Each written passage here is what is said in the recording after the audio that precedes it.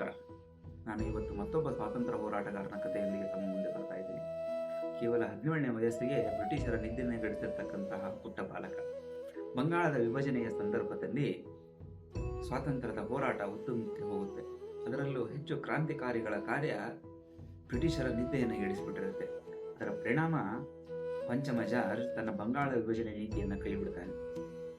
ಈಗ ಕ್ರಾಂತಿಕಾರಿಗಳ ಕಾರ್ಯ ಕಡಿಮೆಯಾಗಿದೆ ಅಂತ ಹೇಳಿ ವೈಸರಾಯಿ ಲಾರ್ಡ್ ಹರ್ಡಂಜನನ್ನ ಭಾರತಕ್ಕೆ ತರಬೇಕು, ಅದ್ದೂರಿಯಾದಂತಹ ಸ್ವಾಗತ ಮಾಡಬೇಕು ಅಂತ ಹೇಳಿ ಯೋಜನೆಯನ್ನು ರೂಪಿಸ್ತಾನೆ. ಇಂಥದೊಂದು ಸುಸಂದರ್ಭಕ್ಕಾಗಿ ಕಾಯ್ತಾ ಇರತಕ್ಕಂತಹ ಕ್ರಾಂತಿಕಾರಿಗಳು ಮತ್ತೆ ಬ್ರಿಟಿಷರನ್ನ ಎಚ್ಚರ ಮಾಡಬೇಕು, ಕ್ರಾಂತಿಕಾರಿಗಳು ಇನ್ನೂ ಇದ್ದಾರೆ ಅಂತ ಹೇಳಿ ಅನ್ನುವಂತಹ ಕಾರ್ಯಕ್ಕೆ ಕಾಯ್ತಾ ಇರ್ತಾರೆ. ಆಗ ರಾಜ್ ಬಿಹಾರಿ ಬೋಸ್ರು ಒಂದು ಯೋಜನೆಯನ್ನು ರೂಪಿಸಿ ಯಾವತ್ತು ಹರ್ಡಂಜನನ ಪ್ರವೇಶ ಆಗುತ್ತೋ ಅವತ್ತಿನ ದಿನ ಬಾಂಬ್ ಹಾಕಬೇಕು ಅಂತ ಯೋಜನೆಯನ್ನ ಮಾಡ್ತಾರೆ. ಆ ಯೋಜನೆಯನ್ನ ಲಾಹೋರ್ನಲ್ಲಿರ್ತಕ್ಕಂಥ ಕ್ರಾಂತಿಕಾರಿಗಳ ಮುಂದೆ ಹೇಳ್ತಾಳೆ. ಅದಾದ ನಂತರ ಜನಸ್ನೇಹಿ ಸಮಾಯತ್ನ ಸಂಸ್ಥಾಪಕರಾಗಿರ್ತಕ್ಕಂಥ ಅಮರೇಂದ್ರನಾಥ್ ಅವರ ಮುಂದೆ ಹೇಳ್ತಾರೆ. ಈ ಥರದ ಎಲ್ಲ ಕ್ರಾಂತಿಕಾರಿಗಳ ಸಂಪರ್ಕ ಆಗತ್ತೆ. ಜನಸ್ನೇಹಿ ಸಮಾಯತ್ನ ಸಂಸ್ಥಾಪಕರಾದ ಅಮರೇಂದ್ರನಾಥ್ ಅವರ ಮುಂದೆ ಬಂದಾಗ ಅದಕ್ಕೆ ಪೂರ್ತಿಯಾದಂತಹ ಒಂದು ಯೋಜನೆಯನ್ನು ರೂಪಿಸ್ತಾರೆ. ಬ್ರಿಟಿಷರು ಕೂಡ ಯೋಜನೆಯನ್ನ ಮಾಡ್ಕೊಂಡಿರ್ತಾರೆ. 1912 ಡಿಸೆಂಬರ್ 23ಕ್ಕೆ ದೆಹಲಿಯ ಪೂರ ಪ್ರವೇಶ ಆಗಬೇಕು. ಲಾರ್ಡ್ ಹರ್ಡಂಜನಿಗೆ ಅದ್ದೂರಿಯಾದಂತಹ ಸ್ವಾಗತ ಸಿಗಬೇಕು.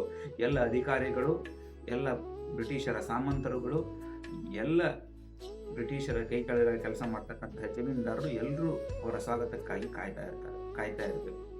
ಆಗ ಯೋಜನೆಯನ್ನ ಮಾಡಿರ್ತಕ್ಕಂತಹ ರಾಜ್ ಬಿಹಾರಿ ಬೋಸ್ರು ಒಂದು ಪ್ರಶ್ನೆಯನ್ನ ಇವ್ರಿಗೆ ಕೇಳ್ತಾರೆ, ಅಮರೇಂದ್ರನಾಥ್ ಅವರಿಗೆ. ನನಗೊಬ್ಬ ಯುವಕ ಬೇಕು, ಕ್ರಾಂತಿಕಾರಿ ಬೇಕು, ಅವ ಸೀರೆಯನ್ನ ಉಟ್ರೆ ಹುಡುಗಿಯ ರೀತಿ ಕಾಣಬೇಕು, ಆವಾಗ ಮತ್ತು ಆತ ಚುರುಕಾಗಿರ್ಬೇಕು ಅನ್ನುವಂಥ ಮಾತನ್ನು ಹೇಳ್ತಾರೆ. ಆವಾಗ ಅಮರೇಂದ್ರನಾಥ್ ಸ್ವಲ್ಪವೂ ಕೂಡ ಯೋಚನೆ ಮಾಡದೆ ಸಮಾಯತ್ನಲ್ಲಿ ಅಡುಗೆ ಕೆಲಸ ಮಾಡಿಕೊಂಡಿದ್ದಂತಹ ಒಂದು ಪುಟ್ಟ ಬಾಲಕ ಆ ಯುವಕನನ್ನ ಕರೆದು ನಿಂದಿಸ್ತಾರೆ ಅವ್ರ ಮುಂದೆ.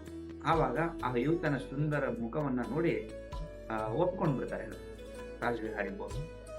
ಆವಾಗ ಆ ವ್ಯಕ್ತಿನೇ ಕ್ರಾಂತಿಕಾರ್ಯದ ಚಟುವಟಿಕೆಯಲ್ಲಿ ತೊಡಗಬೇಕು ಅಂತ ಯೋಜನೆಯನ್ನ ಮಾಡಿ ಆ ವ್ಯಕ್ತಿ ಬಾಂಬ್ಗಳನ್ನು ತುಂಬಿದಂತಹ ಪೆಟ್ಟಿಗೆಯನ್ನು ಹಿಡ್ಕೊಂಡು, ಸೀರೆಯನ್ನು ಉಟ್ಟುಕೊಂಡು ಮತ್ತು ಆಭರಣಗಳನ್ನು ಹಾಕೊಂಡು ಹೆಣ್ಣು ಮಕ್ಕಳ ಮಧ್ಯೆ ಹೋಗಿ ನಿಲ್ಲಬೇಕು. ಇನ್ನೇನು ಪುರ ಪ್ರವೇಶ ಆಗತ್ತೆ. ಆದಂತಹ ಸಂದರ್ಭದಲ್ಲಿ ಅವನ ಸ್ವಾಗತಕ್ಕಾಗಿ ಜನ ಎಲ್ಲ ಸೇರಿರ್ತಾರೆ. ಮಹಿಳೆಯರೆಲ್ಲ ಮಾಡಿ ಮೇಲ್ಗಡೆ ನಿಂತ್ಕೊಂಡು ನೋಡ್ತಾ ಇರ್ತಾರೆ. ಹೀಗೆ ನೋಡ್ತಕ್ಕಂತಹ ಸಂದರ್ಭದಲ್ಲಿ ಆ ಮಾಡಿ ಮೇಲೆ ನಿಂತ್ಕೊಂಡು ನೋಡ್ತಕ್ಕಂತಹ ಮಹಿಳೆಯರ ಮಧ್ಯದಲ್ಲಿ ಈ ಸುಂದರವಾದಂತಹ ಯುವಕ ಸೀರೆಯನ್ನು ಉಟ್ಟುಕೊಂಡು, ಆಭರಣವನ್ನು ಹಾಕೊಂಡು, ತನ್ನ ಆಭರಣ ಪೆಟ್ಟಿಗೆಯನ್ನು ಹಿಡ್ಕೊಂಡು ಹೋಗಿ ನಿಂದಿರ್ತಾನೆ. ಆದರೆ ಅದು ಆಭರಣ ಪೆಟ್ಟಿಗೆ ಅಲ್ಲ, ಅಲ್ಲಿ ಅವನ ಮೇಲೆ ಎಸಿಲಿಕ್ಕೆ ತಂದಂತಹ ಬಾಂಬ್ಗಳು. ಆ ಬಾಂಬನ್ನು ತೆಗೆಯುತ್ತಾನೆ. ಅವ ನಿಂತಹ ಜಾಗದ ಹತ್ತಿರ ಯಾವಾಗ ಲಾರ್ಡ್ ಹರ್ಡಂಜನನ ರಥ ಬರುತ್ತೋ ಅದರ ಮೇಲೆ ಎಸಿತಾನೆ. ಕ್ಷಣಾರ್ಧದಲ್ಲಿ ಸ್ಫೋಟ ಆಗುತ್ತೆ. ಆ ಸ್ಫೋಟ ಆದಂತಹ ಸಂದರ್ಭದಲ್ಲಿ ಲಾರ್ಡ್ ಹರ್ಡಂಜನ್ ಗಾಯಗೊಳ್ತಾನೆ. ಅಲ್ಲಿಂದ ತಪ್ಪಿಸಿಕೊಂಡು ರಾಜ್ ಬಿಹಾರಿ ಬೋಸ್ ಮತ್ತು ಈ ಪುಟ್ಟ ಕ್ರಾಂತಿಕಾರಿ ಹೋಗ್ತಾರೆ. ಹೋದ ಮೇಲೆ ತನಿಖೆಯೆಲ್ಲ ನಡೆಯುತ್ತೆ. ಬ್ರಿಟಿಷರು ತನಿಖೆಯೆಲ್ಲ ಮಾಡ್ತಾರೆ. ತನಿಖೆಯೆಲ್ಲ ಆದ್ಮೇಲೆ ಗೊತ್ತಾಗತ್ತೆ ಇದರ ಮಾಸ್ಟರ್ ಮೈಂಡ್ ಯಾರು ಅಂತಂದ್ರೆ ರಾಜ್ ಬಿಹಾರಿ ಬೋಸರು. ಅದಕ್ಕೆ ಕಾರ್ಯವನ್ನ ಅನುಷ್ಠಾನ ಮಾಡಿದ್ಯಾರು ಅಂತಂದ್ರೆ ಈ ಪುಟ್ಟ ಬಾಲಕ, ಅವನೇ ಬಸಂತ್ ಕುಮಾರ್ ಬಿಸ್ವಾಸ್ ಅಂತೇಳಿ. ಈ ಪುಟ್ಟ ಬಾಲಕ ಬಸಂತ್ ಕುಮಾರ್ ಬಿಸ್ವಾಸ್ ಅಂಥದ್ದೊಂದು ಮಹತ್ ಕಾರ್ಯಕ್ಕೆ ಹುಟ್ಟಿರೋದು.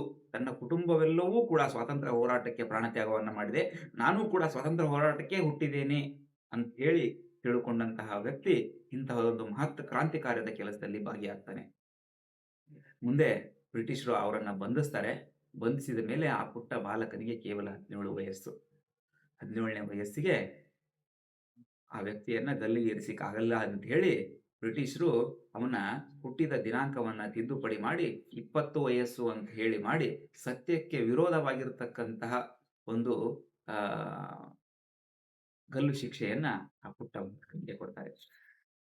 ನೋಡಿ, ಎಷ್ಟು ಜನ ಪ್ರಾಣತ್ಯಾಗವನ್ನ ನಮ್ಮ ಸ್ವಾತಂತ್ರ್ಯ ಹೋರಾಟಕ್ಕಾಗಿ ಮಾಡಿದ್ದಾರೆ. ಆ ಪುಟ್ಟ ಬಾಲಕನ ತ್ಯಾಗ ಮತ್ತು ಪರಿಶ್ರಮದ ಫಲವಾಗಿ ಇವತ್ತು ಸ್ವಾತಂತ್ರ್ಯ ಸಿಕ್ಕಿದೆ.